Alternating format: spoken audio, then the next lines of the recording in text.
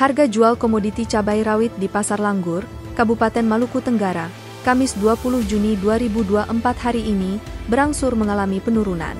Sebelumnya pada beberapa pekan terakhir, harga jual cabai ini tembus Rp150.000 per kilogram.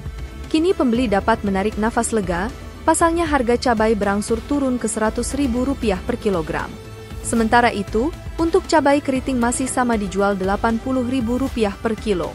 Sementara bawang merah justru naik tipis Rp60.000 per kilo, sebelumnya Rp55.000 per kilo.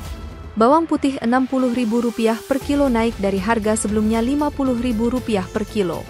Sementara untuk jenis tomat apel masih di angka Rp40.000 kilo. Sedangkan untuk kentang Rp40.000 per kilo, wortel Rp50.000, buncis Rp40.000 per kilo. Mila, salah satu pedagang di sayur mayur di Pasar Langgur, mengaku kurang lebih 3 hari harga cabai turun.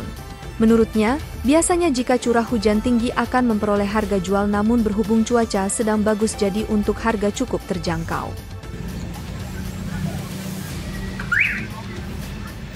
Download Tribun X sekarang, menghadirkan lokal menjadi Indonesia.